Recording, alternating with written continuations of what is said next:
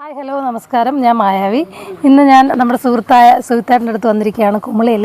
അപ്പോൾ ഇവിടെ തേക്കടിക്ക് അടുത്തുള്ള മന്നാക്കുടി എന്ന് പറഞ്ഞിട്ടുള്ള കുറച്ച് ഉന്നതിയിൽ കുറേ ആളുകൾ താമസമുണ്ട്. ഇന്ന് നമ്മൾ പോകുന്നത് അവരുടെ കുറച്ച് കാഴ്ചകളൊക്കെ കാണാൻ വേണ്ടിയിട്ടാണ്. നമുക്കങ്ങോട്ട് പോയേക്കാം.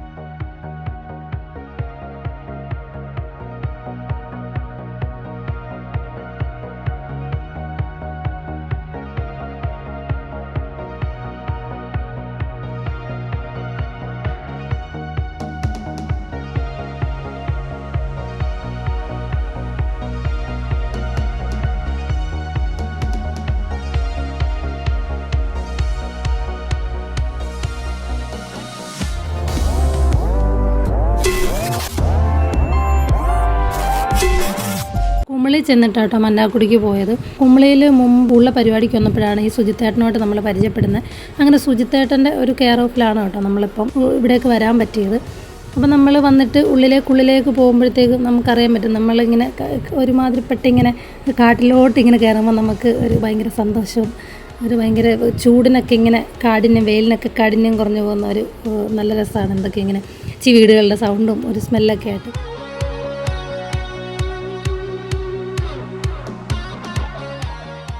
നമ്മുടെ മന്നാക്കുടിയിലെ മെമ്പറാണ് അഞ്ജു കൊച്ചുമോൻ എന്നാണ് കേട്ടോ ചേച്ചിയുടെ പേര്.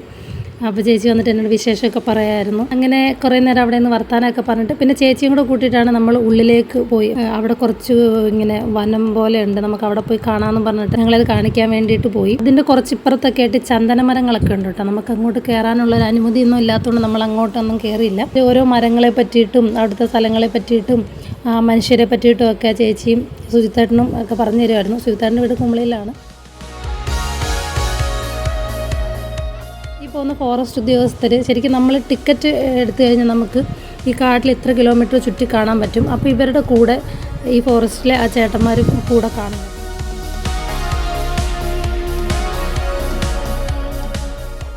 അങ്ങനെ ഞങ്ങൾ പകുതി വരെ ചെന്നു. ഇപ്പോൾ തൊട്ടപ്പുറത്ത് ആന ഉണ്ടെന്നൊരു ഇൻഫർമേഷൻ കിട്ടിയതുകൊണ്ട് നമ്മളങ്ങ് ഉള്ളിലേക്ക് പോയില്ല. എന്നിട്ട് അഞ്ചു ചേച്ചി ചോദിച്ചു ആനെ കാണാൻ അങ്ങ് വരെ പോകണമെന്നൊക്കെ. എനിക്കത്ര ധൈര്യമില്ല എന്ന് പറഞ്ഞിട്ട് നമ്മൾ അവിടെ നിന്ന് ഇങ്ങ് പതിയെ പോരുന്നു. എന്നിട്ട് അവർ അവിടുത്തെ ഒരുപാട് കാര്യങ്ങളൊക്കെ പറഞ്ഞു തന്നു.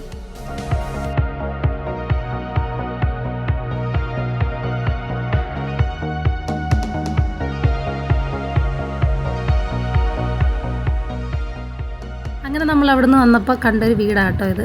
ഇവിടത്തേക്ക് പ്രത്യേകത കണ്ടോ, അവർക്കൊരു വീട്, നല്ലൊരു വീട് ഇപ്പുറത്തുണ്ടെങ്കിൽ അവർ കാത്തു സൂക്ഷിച്ച് അവരുടെ ഒരു പഴമ എപ്പോഴും നിലനിർത്തുന്നിടത്ത് മിക്ക വീടുകളുടെ ഫ്രണ്ടിൽ അങ്ങനെ ഒരു കുഞ്ഞു വീടുണ്ട്.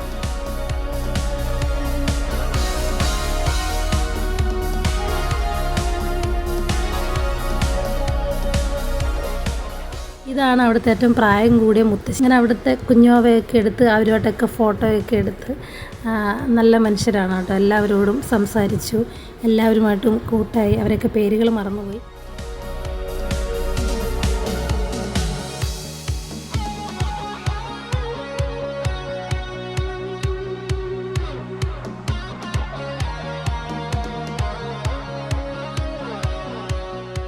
ഞാൻ പറഞ്ഞ എല്ലാ വീടിൻ്റെയും ഫ്രണ്ട് വശത്ത് ഇതുപോലെ അവർ പണ്ടത്തെ വീടുകളാണ്, പക്ഷേ അത് നല്ല ഭംഗിയാണ്. അതിനകത്ത് കയറുമ്പോൾ ഒരു പ്രത്യേക ഈ പുല്ലിനൊക്കെ വെച്ചുണ്ടാക്കിയതുകൊണ്ടായിരിക്കാം കുളിരാണ്, ഉള്ളിൽ ഒരു തണുപ്പാണ്, നല്ല രസമാണ് കേട്ടോ. അങ്ങനെ നമ്മൾ അവിടെയൊക്കെ കയറി ചുറ്റി കണ്ടു.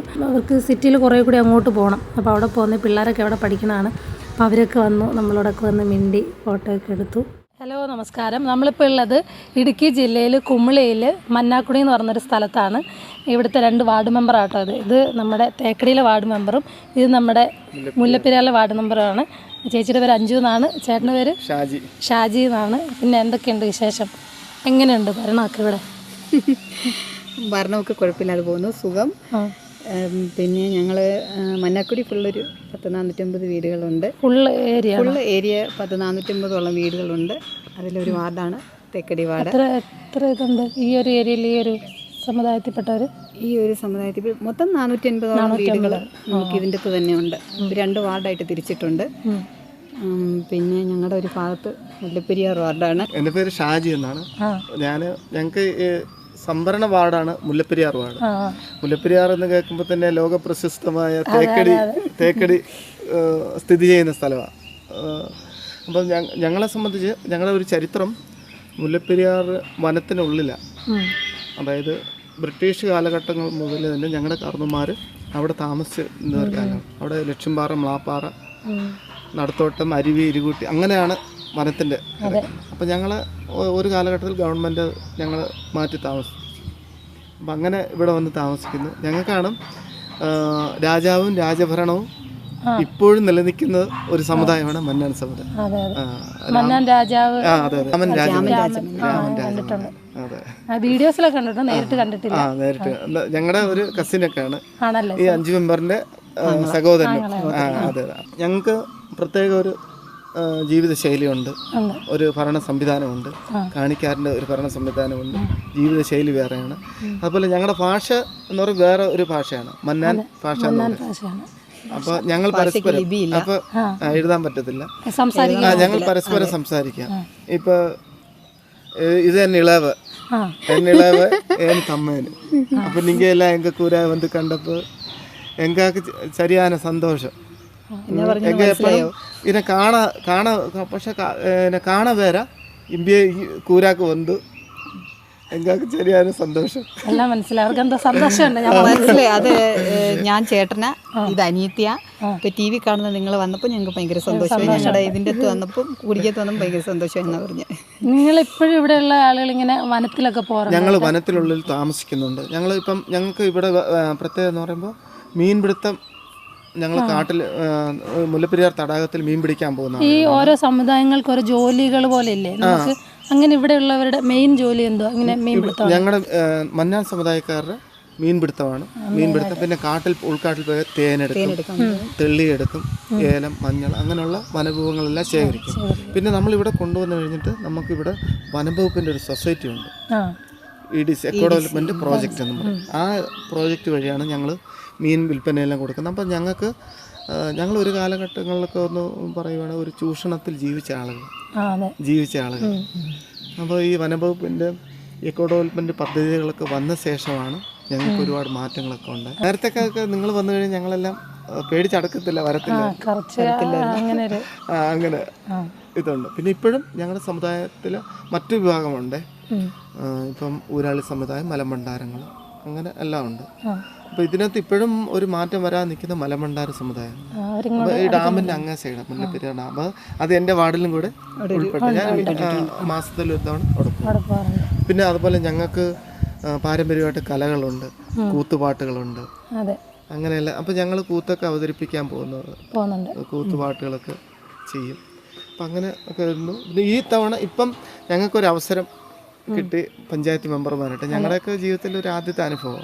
എനിക്ക് നേരത്തെ എൻ്റെ ബ്രദറായിരുന്നു, എൻ്റെ അനിയൻ പഞ്ചായത്ത് മെമ്പറായിരുന്നു. അതിനുശേഷം ഈ തവണ ഒരു അവസരം കിട്ടി, അനിയത്തിക്ക് ഒരു അവസരം കിട്ടി.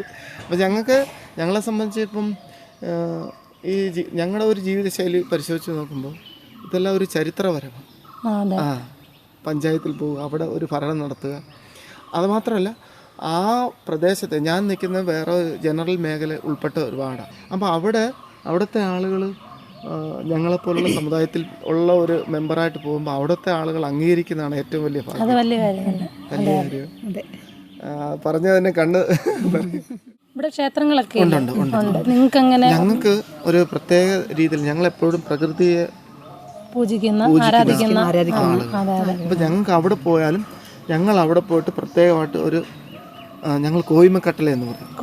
കോയിമക്കട്ടല അവിടെയാണ് വർഷം പോയിട്ട് അന്നേരം തന്നെ പോയിട്ട് നമ്മൾ നിർമ്മിച്ച് പൂജ നടത്തും. അതിനകത്ത് പ്രത്യേകം എന്ന് പറയുമ്പം ഒരു 200-250 കുടുംബാംഗങ്ങൾ വനംവകുപ്പിൻ്റെ ബോട്ടിലും KTDCൻ്റെ ബോട്ടിലും ഞങ്ങൾക്ക് ഫ്രീ ആയിട്ട് തരും. പോയിട്ട് അവിടെ താമസിക്കും. അവിടെ മറ്റൊരു സുരക്ഷിതയുമില്ല.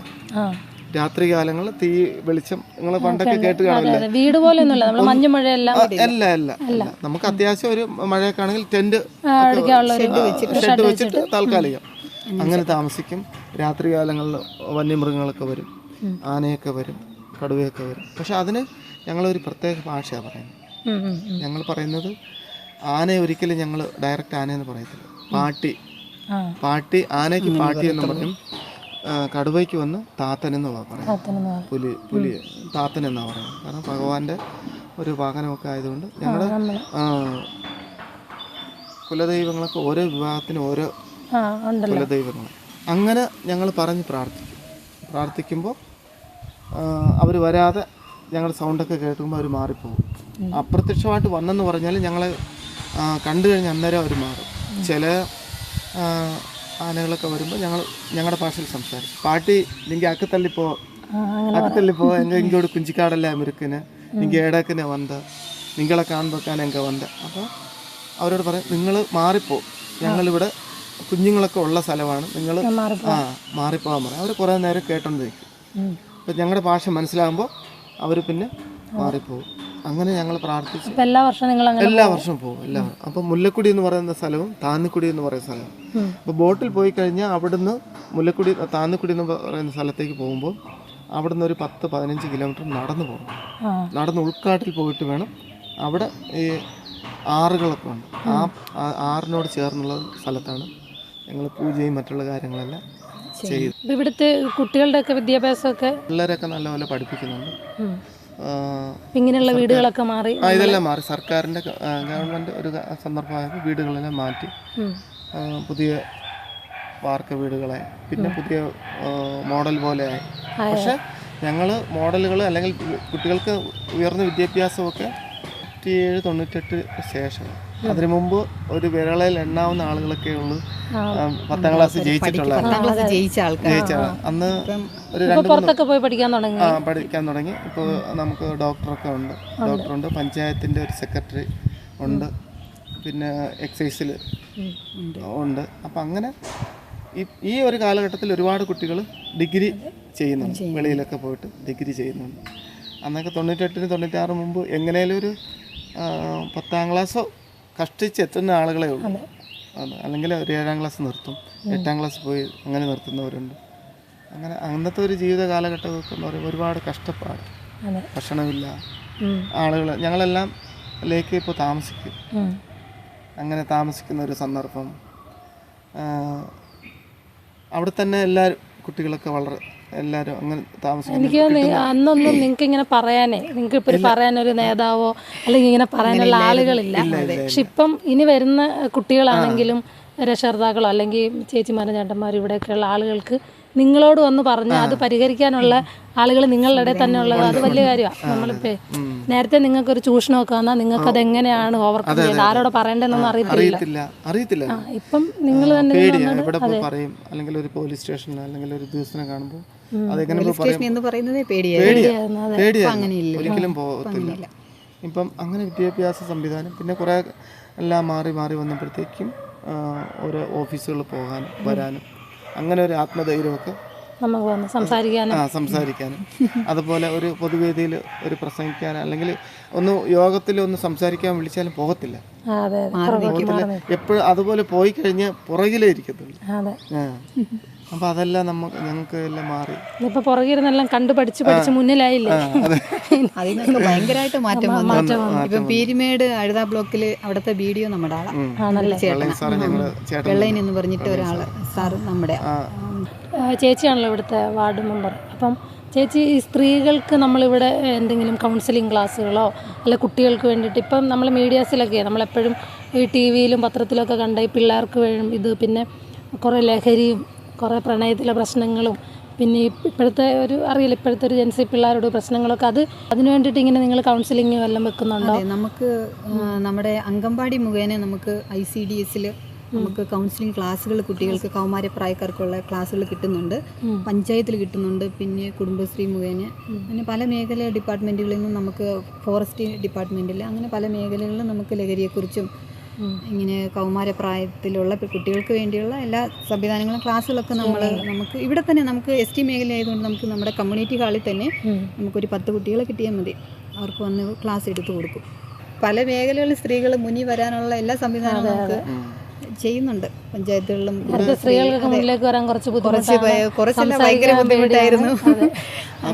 ഇവിടെ പ്രത്യേകത പറയുമ്പോൾ നമ്മൾക്ക് വനംവകുപ്പും ഇവിടുത്തെ ആളുകൾ ഏറ്റവും കൂടുതൽ അടുത്ത് നിൽക്കുന്ന പ്രദേശം. ജോലിയില്ല, ഞങ്ങളുടെ കുറേ ആളുകൾക്ക് ജോലിയെല്ലാം കൊടുത്തിട്ടുണ്ട് ഈ എക്കോ ഡെവലപ്മെൻറ്റ്. അത് എന്നാന്ന് വെച്ചാൽ ഫോറസ്റ്റിൽ ഗൈഡ് ജോലിയാണ്, ഫോറിനേഴ്സിനെ കൊണ്ടുപോകുന്നത്. അപ്പോൾ അവർക്ക് പഠിത്തം കുറവാണ്, വിദ്യാഭ്യാസം കുറവാണ്. എന്നാൽ അവർ നല്ലപോലെ ഇംഗ്ലീഷ് സംസാരിക്കും. ഇപ്പം നമ്മൾ നേരത്തെ പോയപ്പം കണ്ടായിരുന്നല്ലോ, അവരെല്ലാം 10ാം ക്ലാസ് വരാം. അവരുടെ ആ ഒരു പദ്ധതിയോട് കൂടിയാണ് ഇവിടെ പല ആളുകൾക്കും ജോലിപരമായിട്ട് എത്താൻ സാധിച്ചത്. ഞങ്ങൾ പിന്നെ പോയില്ല. അതിനകത്ത് പോയില്ലെന്ന് പറയുമ്പോൾ അതിനകത്ത് വേറെ ചില വിഷയങ്ങളൊക്കെ അന്നുണ്ടായിരുന്നു, അന്നത്തെ കാലത്തുണ്ടായി. അപ്പം നമ്മളെന്ത് ചെയ്തു? നമ്മൾ ഒന്നില്ലെങ്കിൽ അവിടെ പോയ ഒരു പെർമനന്റ് സ്റ്റാഫായിട്ട് പോകണം, ഇല്ലെങ്കിൽ പോകുന്നില്ല, ജനങ്ങൾക്ക് വേണ്ടി ഞങ്ങൾ മുന്നിൽ വരുമ്പോൾ ഞങ്ങൾ പ്രൊമോട്ട് ചെയ്യുന്ന ഒരു പരിപാടി ഞങ്ങൾക്ക് പൊതുവേ ഉള്ളതാണ്. ഇപ്പം എൻ്റെ കൂടെ കുറേ പിള്ളേരിങ്ങനെ ഉണ്ട്, പിള്ളേരുണ്ട് വീട്ടിൽ തന്നെ പിള്ളേർ. ഞാൻ വരെ അമ്മയ്ക്ക് ഫാൻസ് ഇല്ല, പക്ഷെ അമ്മയ്ക്ക് പുറകെ ഉണ്ടെന്ന് ഇങ്ങനെ പറയും. അങ്ങനെയുണ്ട്. ഞങ്ങളുടെ കൂടെയുള്ള ഞങ്ങളുടെ കൂട്ടുകാരും എല്ലാം നമ്മൾ എന്തുകൊണ്ട് വന്ന് ഫ്രണ്ടിൽ സംസാരിക്കുന്നില്ല, എന്തുകൊണ്ട് ഫ്രണ്ടിൽ കസേര ഇരിക്കുന്നില്ല എന്നൊക്കെ നമ്മളിങ്ങനെ സംസാരിച്ച് കൊണ്ടുവരും. നമ്മുടെയൊക്കെ നാട്ടിൽ ഇങ്ങനെ പറഞ്ഞ എൻ്റെ നാട്ടിലൊക്കെ മെമ്പർമാരും കാര്യങ്ങളും ഒക്കെ ഉണ്ട്. അപ്പോൾ ഈ ചില സമയത്ത് ഇങ്ങനെ അവർ നമ്മൾ ഇപ്പോൾ വാർഡ് മെമ്പറായിട്ടോ ഞാനടക്കമുള്ള സ്ത്രീകൾക്കോ പുരുഷന്മാർക്കോ ഒക്കെ നിൽക്കാം. പക്ഷേ അവർക്ക് മറ്റുള്ളവർക്ക് പ്രചോദനമായിട്ട് മുന്നോട്ട് പോകുമ്പോഴാണ് എന്തെങ്കിലും വ്യത്യസ്തമായിട്ട് നമ്മൾ ചെയ്യുകയും കേൾക്കുകയും. ഇപ്പോൾ ചേച്ചി പറഞ്ഞ പോലെ ചേച്ചി ഒരു സീറ്റ് ഇരിക്കുന്നുണ്ട്, സ്വാഭാവികമായിട്ടും ചേച്ചിയുടെ കൂടെയുള്ളവർക്ക് അവിടെ ഇരിക്കാൻ തോന്നുന്നൊരു പ്രചോദനം ഇവരുടെ വാക്കുകളിൽ നിന്നോ പ്രവൃത്തിയിൽ നിന്നോ കിട്ടും. അത് നിങ്ങളുടെ ഈ ഒരു രീതിക്ക് മുന്നോട്ട് വരികയും ഇതിന് കൂടെയുള്ളവരെ നിങ്ങൾ കൂടെ കൊണ്ടുപോകുന്നു, അത് വലിയ കാര്യമായിട്ട്. അത് എല്ലാവരും ഒന്നും ഇങ്ങനെ എൻ്റെ കൂടെയുള്ളവരെ ഇങ്ങനെ കൊണ്ടുപോകുന്നത് നാട്ടിൻപുറത്തൊക്കെ ചുരുക്കുക. അപ്പോൾ അങ്ങനെ കൊണ്ടുപോവുകയും കൂടെ ചെയ്യുന്നതുകൊണ്ട് നിങ്ങൾ മാത്രമല്ല സുരക്ഷിതമായിട്ട് പോകുന്നത്, നിങ്ങളെ വിശ്വസിക്കുന്ന ഒരുപറ്റ ആളുകളെ നിങ്ങൾ സുരക്ഷിതമായിട്ട് കൊണ്ടുപോകുന്നു. അത് വലിയ ഭാഗ്യം ചെയ്ത കാര്യമാണ്. അതുകൊണ്ട് എനിക്ക് നിങ്ങളെ കാണാൻ പറ്റിയത്, വരാൻ പറ്റിയത്. അപ്പോൾ ഇവിടുത്തെ വേറെ കുറേ കാഴ്ചകൾ കാണാം. അപ്പം ഇവർ പറഞ്ഞ ഒരുപാട് കാര്യങ്ങളുണ്ട്. അപ്പം നമുക്ക് ഇതിൻ്റെ ഉള്ളിൽ പോയി കുറേ ഇവരുടെ ജീവിത രീതികളൊക്കെ കാണാം. അപ്പോൾ നമുക്കതൊക്കെ കണ്ടിട്ട് വരാം. ഇതിൻ്റെ ഉള്ളിലോട്ട് ആയിട്ട് ഭയങ്കരമായിട്ട് ചന്ദനമരങ്ങളൊക്കെ നിൽപ്പുണ്ട് കേട്ടോ. അപ്പം നമുക്കതിൻ്റെ ഉള്ളിൽ കയറിയിട്ട് വീഡിയോ ഫോട്ടോ ഒന്നും പറ്റത്തില്ലാത്തതുകൊണ്ടാണ്. അപ്പോൾ ഇതിവിടെ ആന ഓടിക്കാനും ഈ ചന്ദനമരത്തിനൊക്കെ കാവലിരിക്കുന്നൊരു കവാടം പോലെയുള്ള സ്ഥലമാണ്. മാനിൻ്റെ കൊമ്പാട്ടോ ഇത്. അപ്പം നമ്മളിവരോട് സംസാരിച്ചുള്ള ഏറ്റവും വലിയ കാര്യം, നമ്മൾ ക്യാമറയിലൊക്കെ ക്യാമറയും വീഡിയോയിൽ ഫോട്ടോസും വീഡിയോസും ഒക്കെ എടുക്കാൻ മറന്നു പോകും. അങ്ങനെ ഇരുന്ന് വർത്താനം പറയും. ഇത് ഇവരെയൊക്കെ വീടിൻ്റെ മുറ്റത്ത് ചന്ദനമരങ്ങളുണ്ട് കേട്ടോ. അപ്പോൾ അതിലൊക്കെ ഇവരിങ്ങനെ നമ്പർ ചെയ്ത് വെച്ചിട്ടുണ്ട് ഗവൺമെൻറ്. അപ്പോൾ അവിടുത്തെ ഒരു ചാച്ചനാണിത്.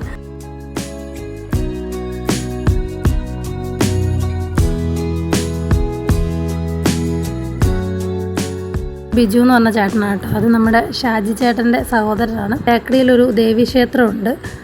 അത് വലിയ ഉത്സവമൊക്കെ നടക്കുന്ന ഒരു സ്ഥലമാണ് കേട്ടോ ആ ക്ഷേത്രം.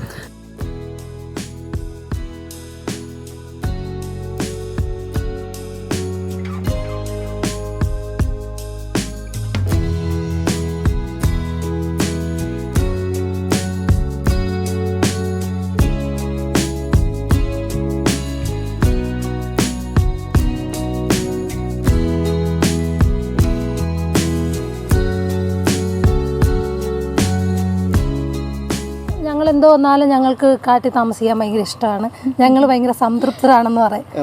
അപ്പോൾ ഞാൻ പറഞ്ഞു അതെ, അപ്പോൾ ഞാൻ നിങ്ങൾക്ക് ഇനി ഒരു സിറ്റിയിലോട്ടൊക്കെ പോകാൻ പറ്റിയെന്ന് പറഞ്ഞു. അപ്പോൾ അവർ ഇല്ല, ഞങ്ങൾക്ക് കാട് തന്നെയാണ് ഇഷ്ടം എന്ന് പറയല്ലേ. അത് പ്രത്യേക നിങ്ങൾ വന്നൊരു ജീവിത രീതി വെച്ചാണോ അല്ല നിങ്ങൾക്ക് അത് ഇഷ്ടമാണ്? ഞങ്ങൾക്ക് അത് ഇഷ്ടമാണ്. കാരണം എന്താ വെച്ചാൽ ഞങ്ങൾ അവിടെ പോയി കഴിഞ്ഞാൽ മറ്റുള്ള ഒരു ചിന്തയും ഇല്ല. മീൻ പിടിക്കുക, വല കെട്ടുക, വിറകെടുക്കുക, ഭക്ഷണം ഉണ്ടാക്കുക, രാത്രിക്ക് ചെങ്ങാടത്തിൽ പോവും, വലയെല്ലാം കെട്ടി വെളുക്ക് കയറാകുമ്പോൾ അച്ഛനും അമ്മയൊക്കെ വല അയച്ച് മീനൊക്കെ കൊണ്ടുവരും, അതെടുക്കുക, പിന്നെ ടൗണിൽ വരും. അവിടെ മറ്റുള്ള നമുക്കിപ്പോൾ അതിൻ്റെ ഒരു ലഹരി വസ്തു അവിടെ ഇല്ല, മറ്റുള്ള സമ്പർക്കമില്ല. അവിടെ ഞങ്ങളും ആ പ്രകൃതിയും മരങ്ങളും വനങ്ങളും അങ്ങനെ ഞങ്ങൾക്ക് എപ്പോഴും ഇഷ്ടമാണ് വെള്ളം. അത് മാത്രമല്ല അവിടെ കാട്ടിൽ പോയി കഴിഞ്ഞാൽ നമുക്ക് സ്വാഭാവികം ഒരു ആത്മധൈര്യം എപ്പോഴും ഉണ്ടാകും. കാരണം ഒറ്റ വെളിച്ചങ്ങളില്ലല്ലോ രാത്രിക്ക്, അതിൻ്റെ ഒരു ആത്മധൈര്യം നമ്മളെപ്പോഴും സംഭരിക്കും. സ്വയംപര്യ കുട്ടികൾക്കാണെങ്കിലും തന്നെ അവരെ ഞങ്ങൾ സ്കൂൾ അവധിയൊക്കെ ആകുമ്പോൾ കൊണ്ടുപോകും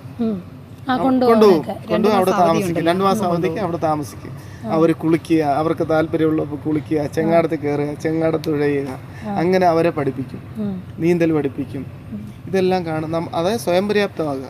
അതുകൊണ്ട് ഞങ്ങൾക്ക് ഇപ്പം ഞങ്ങൾ ഇപ്പോൾ ഈ ടൗണുമായി നിൽക്കുന്നെന്ന് പറഞ്ഞാലും ഞങ്ങൾ മാസത്തിൽ ഒരു 2-3 ദിവസം മാറും, അല്ലെ ഒരാഴ്ച അവിടെ പോയി ക്യാമ്പ് ചെയ്യും. നമ്മളെ അമ്മ വീട്ടിലൊക്കെ പോകുന്നൊരു സന്തോഷം അല്ലേ?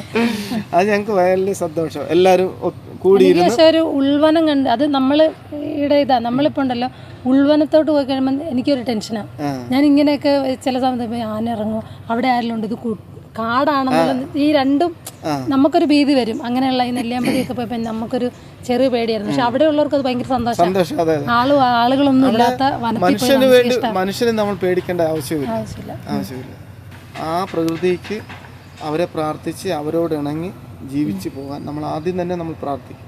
പുതിയതായിട്ടുള്ള ആളിനെ കൊണ്ടുപോകുമ്പോൾ നമ്മളവിടെ പറഞ്ഞേൽപ്പിക്കും. നിങ്ങൾ ഇടത്തേക്ക് എങ്ക വരണ, നിങ്ങൾ ഇടത്തേക്ക് എങ്ക വരണ, എങ്ക കുഞ്ചിക്കാടും വലിയ എങ്ക കുഞ്ചാതി നിങ്ങൾ ഏതാൻ എങ്ങളെ കെട്ടിക്കാപ്പാത്തി നുണ്ണോ വേണം. അവരെ എന്തൊന്നാലും ചെയ്യാലും അവരകത്ത് കൊണ്ടും പാരാതെ നിങ്ങൾ നുണ്ണോ വേണം, കാവലും തുണയ എന്ന് നമ്മൾ പ്രാർത്ഥിക്കും. അതുപോലെ നമ്മൾ അവിടെ പോയാലും അനാവശ്യമായിട്ടുള്ള വാക്കുകളോ മറ്റുള്ള രീതിയിലുള്ള കല്ലെടുത്തെറിയുക, കല്ലെടുത്ത് വെള്ളത്തിന് ചെയ്യാൻ പാടില്ല, ചെയ്യത്തുമില്ല, പറയത്തുമില്ല. അങ്ങനത്തെ ഒരു സിസ്റ്റമാണ് ഞങ്ങൾ വനത്തിലെ ജീവിതം. അത് ഞങ്ങൾക്ക് അപ്പോൾ അതുപോലെ രാത്രി സമയത്ത് മീനെല്ലാം അന്നേരം ജീവനോടെ കൊണ്ടുവരും, പിടിച്ചിട്ട് വരും. അന്നേരം തന്നെ ഇട്ട് കറി വെച്ച് എല്ലാവരും ചുറ്റിൽ വരുന്നു, ഭക്ഷണമൊക്കെ ഉണ്ടാക്കി കഴിച്ചിട്ട് കിടന്നുറങ്ങും. രാവിലെ ആകുമ്പോൾ പിന്നെ അമ്മച്ചിമാരൊക്കെ പൊടിമീൻ പിടിക്കും. അത് പ്രത്യേക പ്ലേറ്റിനകത്ത് തുണി കൊണ്ട് മൂടി അങ്ങനെ അവര് വെളുപ്പിന് കൊണ്ട് വെക്കും. പിള്ളേരെല്ലാം എഴുന്നേക്കുമ്പോൾ അത് കൊണ്ടുപോകും. പിന്നെ ഒരുമിച്ച് പോയി മീൻ ഊരുന്നു. അപ്പം ഞങ്ങൾ മീൻ ഊരുകയാണ്. അതെല്ലാം എടുത്ത് കുറച്ച് പേരെടുത്ത് മാറ്റി വെക്കും, കുറച്ച് പേരെടുത്ത് മീൻ വെട്ടും.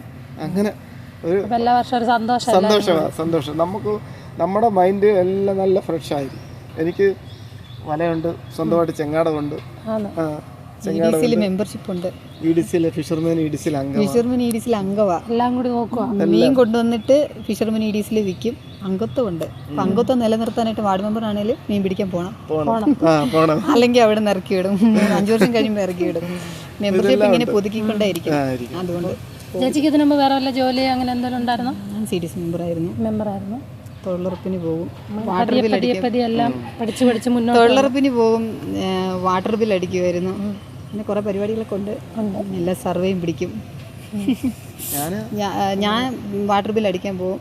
കൊച്ചും കൂടെ വരും, അവളെ കൊണ്ട് അടുപ്പിക്കും. വരണ്ടാന്ന് പറഞ്ഞാലും വരും, പുറകെ വരും. എന്നിട്ട് വാട്ടർ ബിൽ അടിക്കും. പിന്നെ അത് കഴിഞ്ഞിട്ട് ഇലക്ഷൻ്റെ മുന്നേ വരെ ഞാൻ വാട്ടർ ബിൽ അടിച്ചുകൊണ്ടിരുന്ന 3 വാർഡിൽ അങ്ങനെ അടിച്ചുകൊണ്ടിരുന്നു. പിന്നെ ഇലക്ഷന് മുന്നേ ഒരു 3-4 മാസമായപ്പം വയ്യാതായപ്പം നിർത്തിയതാ. ആളുകളുണ്ടല്ലോ ഇവിടെ നമ്മുടെ ഇതിൽ തന്നെ, ഇവിടെയുള്ളവരെല്ലാം നിങ്ങളെ സപ്പോർട്ട് ചെയ്യുന്നു. അതാണല്ലോ നിങ്ങളുടെ വിജയത്തിൻ്റെ ഏറ്റവും വലിയ കാര്യം.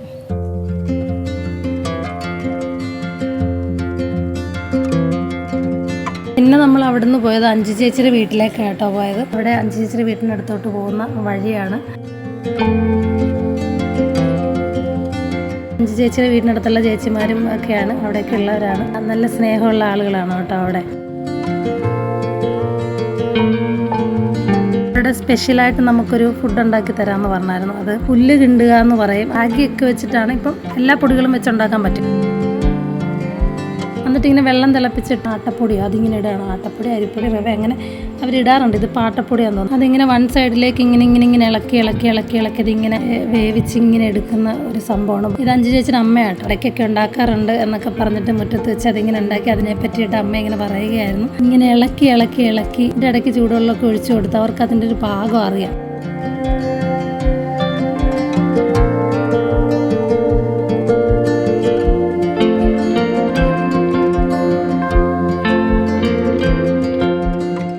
ഇടയ്ക്ക് 2 പ്രാവശ്യമൊക്കെ എന്നെ കൊണ്ടൊക്കെ ഇളക്കിച്ച്. ഞാൻ ഈ ചക്കയും ചീനിയൊക്കെ ഇളക്കി ചെറിയൊരു പരിചയമുള്ളതുകൊണ്ടും ഞങ്ങൾ കൊല്ലത്തൊക്കെ ഇത് തുടുപ്പിട്ട് ഇളക്കുക എന്ന് പറയും.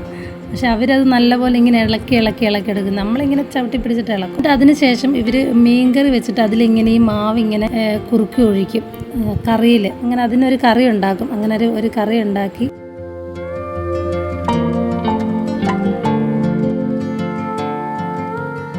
നമ്മൾ നല്ല ഉണക്കമീനൊക്കെ ചുട്ട് കല്ലിലിട്ടിട്ട് നമ്മൾ അടുപ്പിലിട്ട് ചുട്ടെടുത്തിട്ട് ഇലയിൽ അതിങ്ങനെ ഇടും.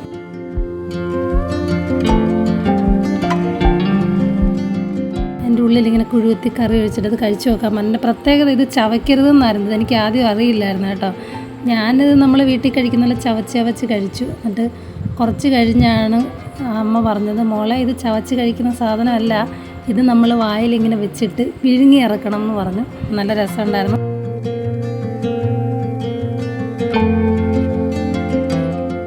പിന്നീട് നമ്മൾ ഇവിടുന്ന് പോയത് ഇവരുടെ ഡാൻസ് ഉണ്ട്, ഒരു കൂത്ത്. എന്നാണ് അവർ പറയുന്നത്. അത് കാണാൻ വേണ്ടിയിട്ടാണ്. അപ്പോൾ അവിടെ ഇങ്ങനെ ടിക്കറ്റ് എടുത്തിട്ട് ആളുകൾ വന്ന് കാണാറുണ്ട് കേട്ടോ. അപ്പോൾ അത് കാണാനൊരു ഭാഗ്യവും കൂടി നമുക്കുണ്ടായി.